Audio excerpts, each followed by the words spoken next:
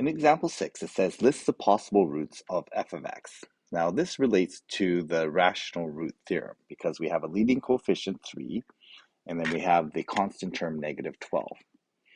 So for part A, our possible roots are going to be plus minus 1, plus minus 2, plus minus 3, plus minus 4, 6, and 12.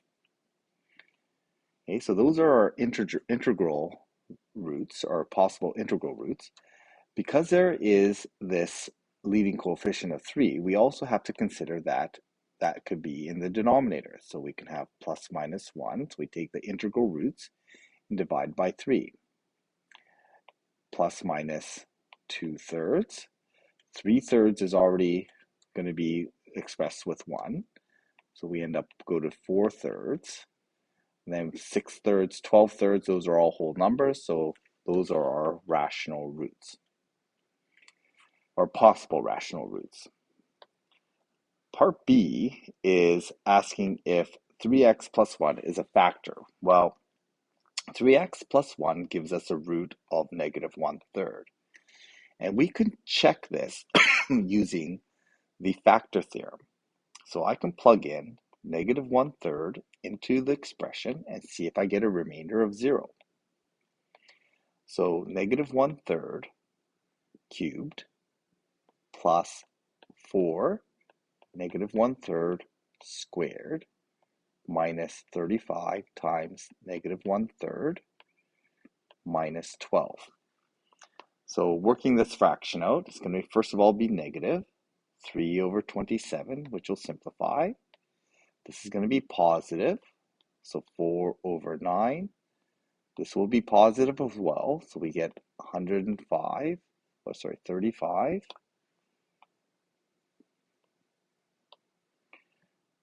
35 over 3 minus 12. Now to work this out, I'm first of all going to simplify this to negative 1 over 9. And it looks like I can express these all with a common denominator of 9. So I'm going to multiply by 3 and 3. And then 12 with the denominator of 9 is 108 over 9. So when I add this all up, I'm going to end up with 0. So in fact, 3x plus 1 is a factor. So 3x plus 1 is a factor. Okay, so lastly, we want to factor this. So I know that 3x plus 1 is a factor. So for C, I'm going to factor this. So I'm just going to use division to work out, to break down that polynomial. I could use synthetic division, but we have to be careful with that extra 3. If we to use synthetic division, we use 1/3, and then we'd have to interpret that and make sure that we understand that we would have been dividing by x plus 1/3, and then we have to take out an extra factor of 3 for that. So to avoid that, I'm just going to do long division. That would be an easy way to get around having to worry about that extra multiplying factor that would be missing in the synthetic division. So I'm just going to divide this into in long division. So I end up with x squared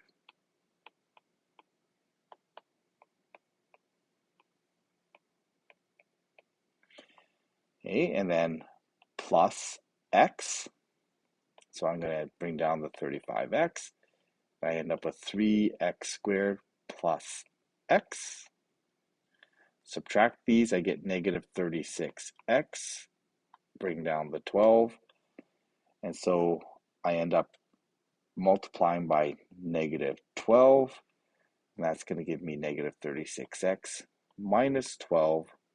And there's my remainder of 0. Again, I'm looking for a remainder of 0. So I know my factors are going to be 3x plus 1, x squared plus x minus 12. I still need to factor that quadratic Two numbers that multiply to 12 and add to positive 1 are going to be positive 4 and negative 3. And there's my factored form of the equation.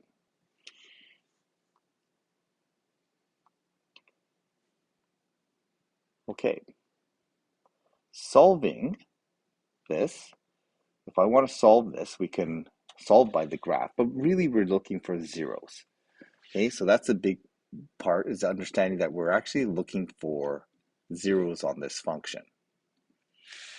So what I'm going to do is I'm going to, again, guess one of the factors. I need to check plus minus 1, plus minus 2, plus minus 4. So I'm just going to start with 1. So if I plug 1 in, I end up with 1 plus 6 plus 9 plus 4. And this is not equal to 0. I don't really care what it's equal to. I just know it's not equal to 0. So I'm going to plug negative 1 in. So I get negative 1 plus 6. Negative 1 times 9 is negative 9 plus 4. Now when I work this out, it does equal 0. So I know one of my factors, and what I can conclude is one of the factors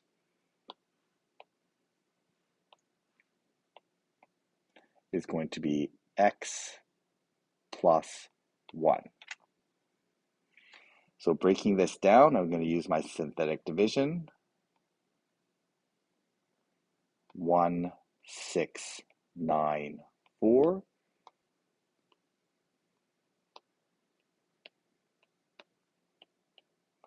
And I get my remainder of 0. Again, if I don't get a remainder of 0, that I should double check what I did. So using those coefficients, I'm going to get the quadratic.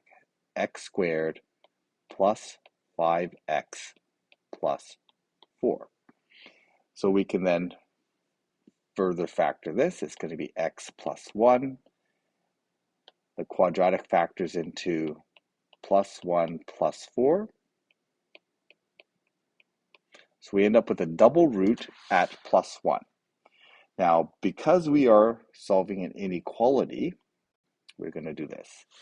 So graphing this function, we're going to use a graph to solve this inequality. When I graph this, I have a bounce at negative 1 and a root at negative 4. And I know it's got a leading coefficient that's positive, so it's going to go up like this, come down. It's going to come up. Oops, there we go. It's going to come up, bounce, and go back up. Okay, so we want to know where this graph is below 0. Okay, less than 0. Well, it's equal to 0 at the roots, so it's only below 0 here.